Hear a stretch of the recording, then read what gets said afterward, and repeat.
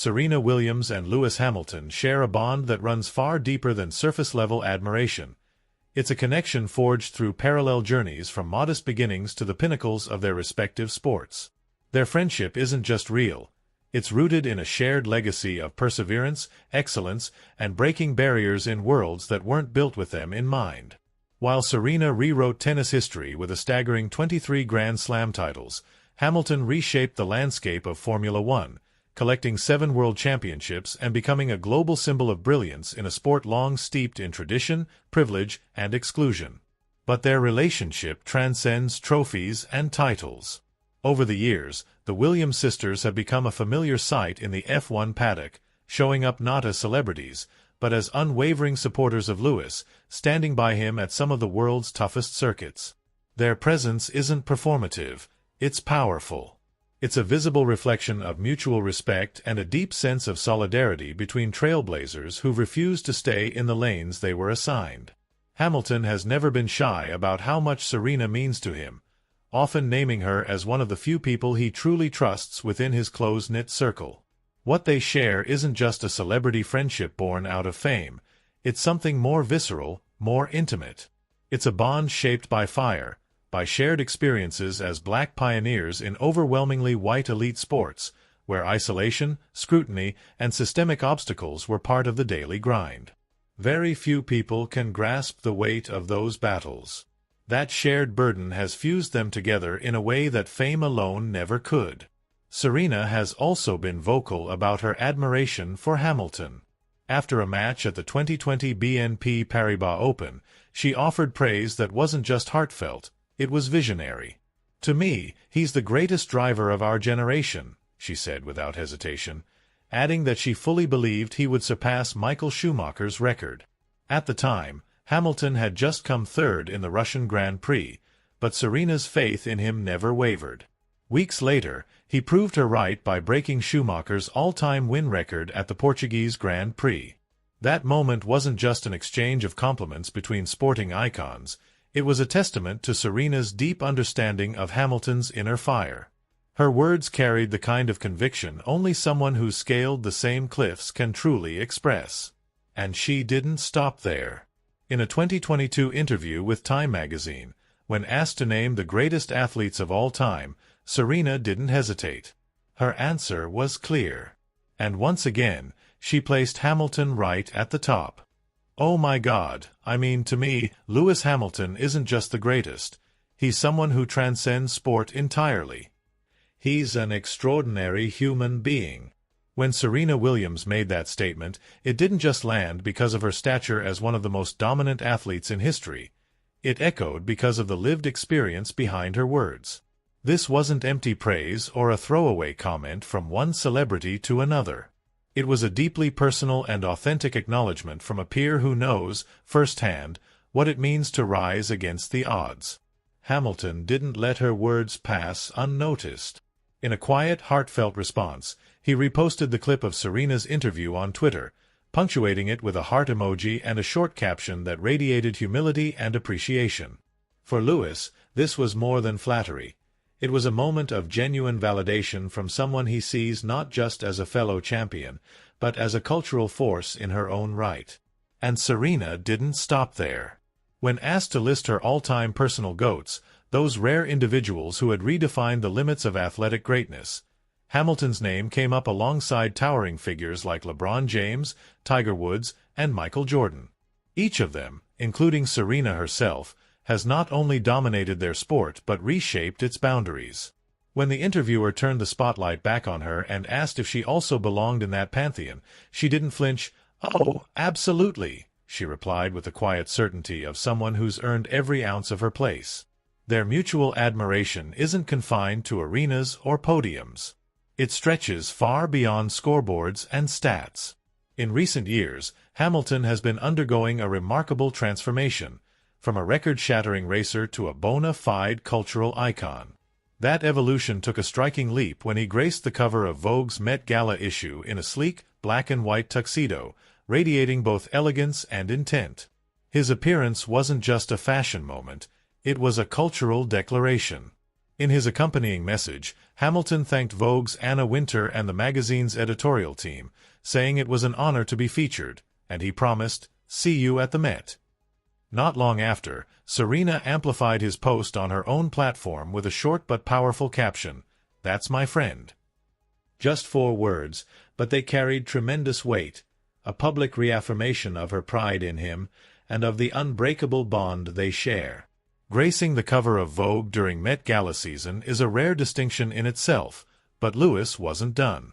Soon after, it was announced that he would be co-chairing the Met Gala in 2025. It's one of the most coveted roles in fashion, a title typically reserved for the most influential figures across industries. For Hamilton, it marked his full emergence as a cultural ambassador, a bridge between sport, style, and social consciousness. In the Vogue feature accompanying the announcement, Hamilton reflected on his roots. As a teenager, he confessed, there was barely any money for clothes. Every penny went toward racing. "All the little we had went into fuel and tires," he said. That stark honesty highlighted just how far he's come, from scraping together enough to chase a dream to now leading global conversations about fashion, culture, and representation. Today, Hamilton collaborates with brands like Tommy Hilfiger and Lululemon, showcasing a refined style that blends individuality with elegance. Since his move from Mercedes to Ferrari, his aesthetic has shifted too, from bold experimentation to timeless sophistication. His Vogue spread captured this evolution perfectly, signaling a maturation not just in fashion, but in presence and purpose. As co-chair of the 2025 Met Gala, Hamilton will help shape an event centered on celebrating the artistry and heritage of black tailoring, a tribute to craftsmanship, identity, and cultural pride. The symbolism is hard to ignore. Exactly 10 years ago, Hamilton attended his first Met Gala as a guest. Now, he returns as a leader, a host, a centerpiece. From observer to architect. From outsider to someone setting the tone. And he doesn't take that for granted. "It's truly a privilege just to attend the Met Gala," Hamilton shared. "I remember watching from afar, dreaming about being part of it. And now to be co-chairing, it feels surreal." He credited Anna Wintour with helping make it happen, highlighting her ongoing commitment to pushing fashion toward greater inclusion. But Hamilton's dedication to uplifting others isn't recent. Back in 2021, he made headlines by sponsoring a table at the Met Gala exclusively for young black designers, covering the costs himself so their voices could be seen and heard on one of the world's grandest stages. "I didn't want to just be another face in the room," he explained. "I wanted to bring others with me." That mission hasn't changed, it's only grown more urgent. Speaking about the 2025 Gala and its theme, Hamilton underscored why it matters. "When you look at the world today, especially in the U.S., there's still so much resistance to diversity. This gala sends a loud and necessary message that black stories, black creativity, and black excellence deserve to be centered."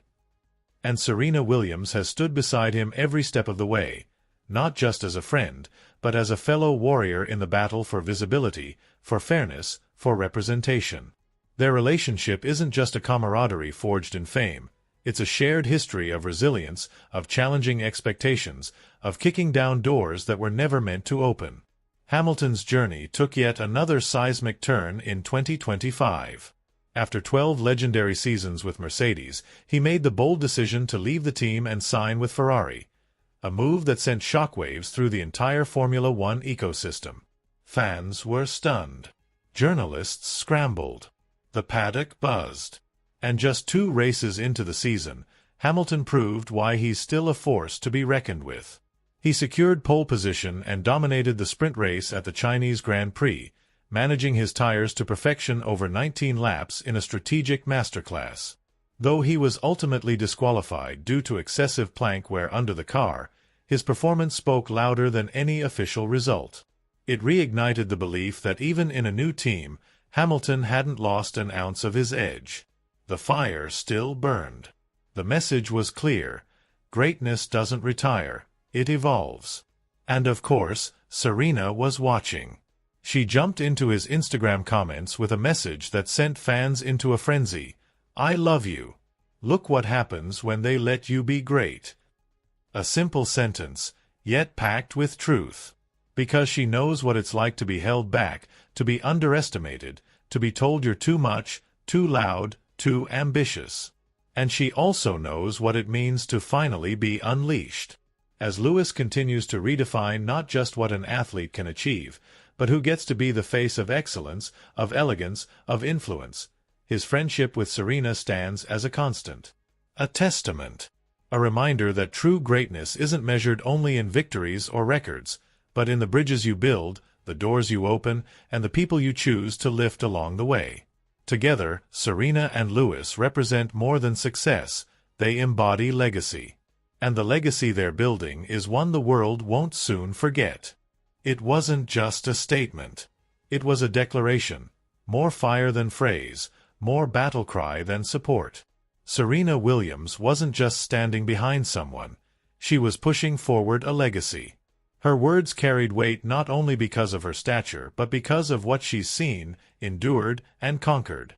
And in that moment, she voiced something Lewis Hamilton has embodied for years, a relentless pursuit of greatness forged through resistance. This shared sense of mission, of disrupting the system from within, is the thread that ties Serena and Lewis so intimately. Both have carried the torch for black excellence in arenas where people who looked like them were once considered anomalies. Serena became an icon for black girls everywhere, a symbol of strength, elegance, and unapologetic dominance. Hamilton shattered boundaries in 2007, becoming the first black driver in Formula One history, and he's since turned his career into a platform to demand accountability, inclusion, and systemic change.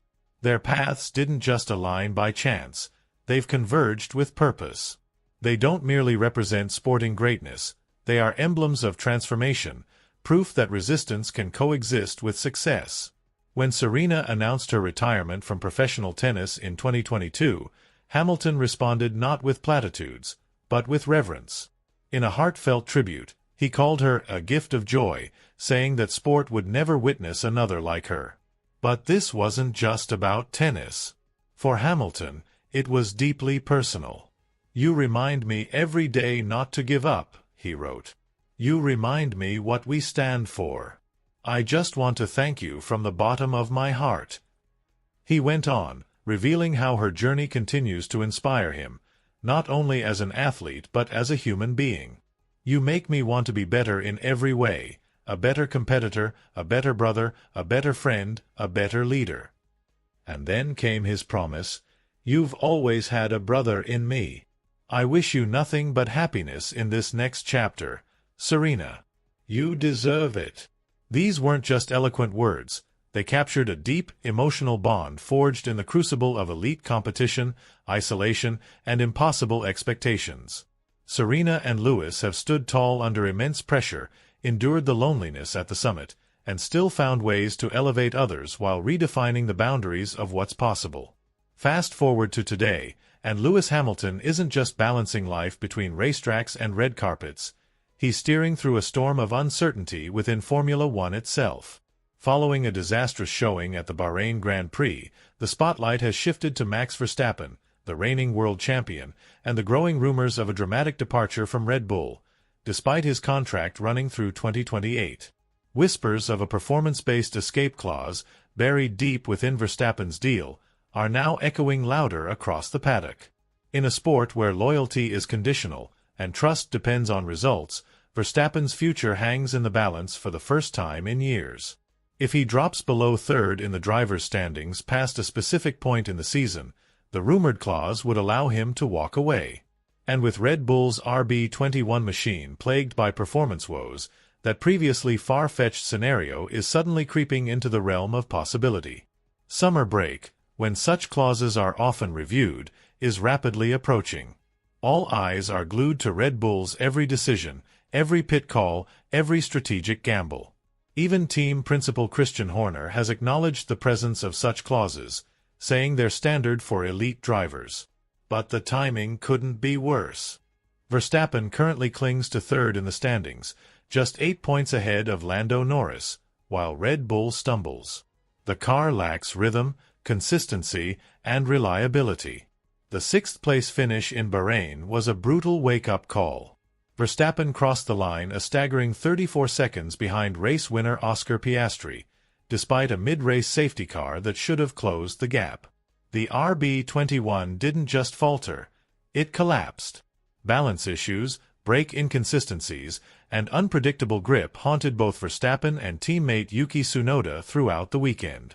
A botched pit stop dropped Max to the back of the field, an unthinkable place for a driver who once ruled the grid with impunity. His frustration was palpable. When asked post-race how it felt to be running that far back, he replied with acidic sarcasm, "Beautiful. Just beautiful." And when his engineer dared to seek feedback mid-race about the failed stop, Verstappen snapped, "Not now. I'm not in the mood." This wasn't the Max we're used to seeing. This was a man on edge. In Formula One, pressure doesn't just reveal, it fractures. And Red Bull, once untouchable, is now cracking before our eyes. While Hamilton begins a bold new chapter at Ferrari, redefining what it means to be a modern athlete by blending style, speed, and social conscience, Verstappen faces a reckoning. Will he stay loyal to a team teetering on the brink? Or will he break free and seek a new empire? The season is far from over, but beneath the headlines, beneath the data, something deeper is stirring. F1 has always been more than racing. It's power, politics, prestige. Its legacy in motion.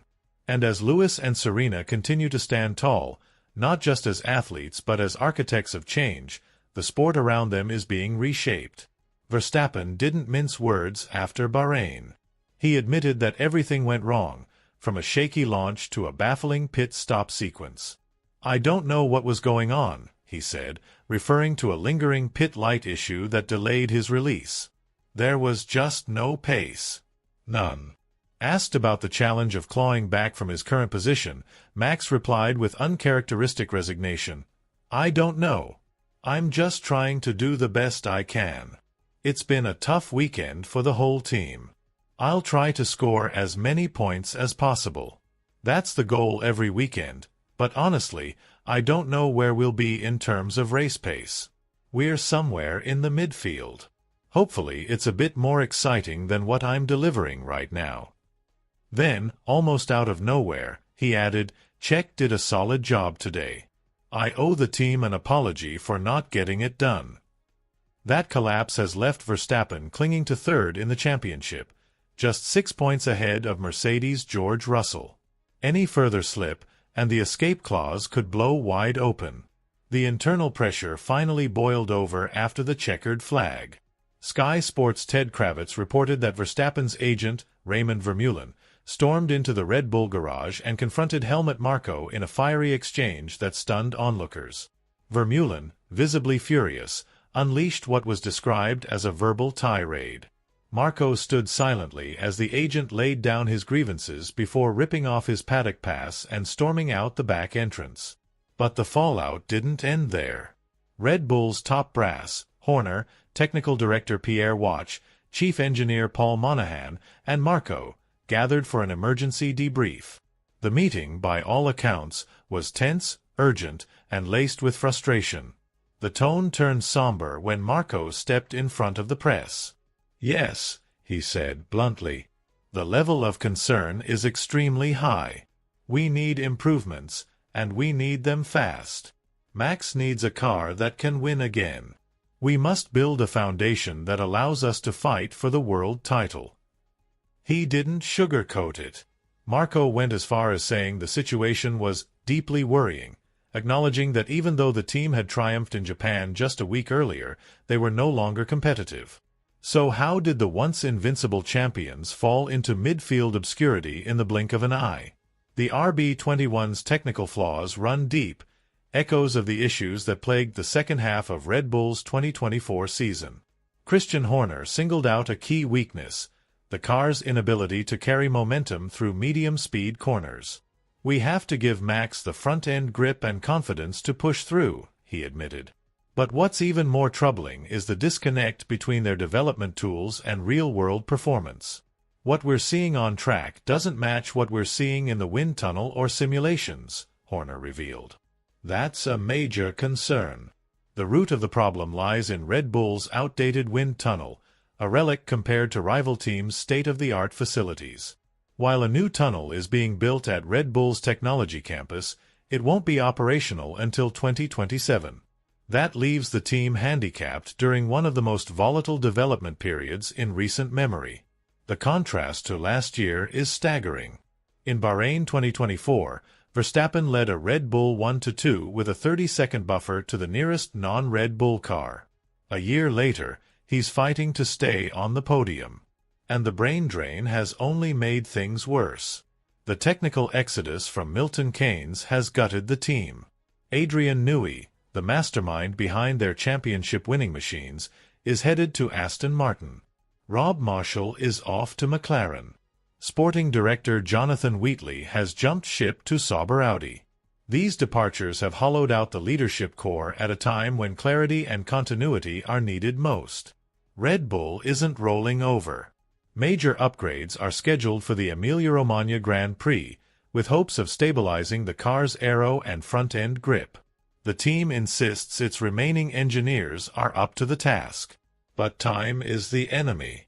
Saudi Arabia offers little margin for technical overhauls, and every passing week brings the sport closer to the 2026 regulation overhaul.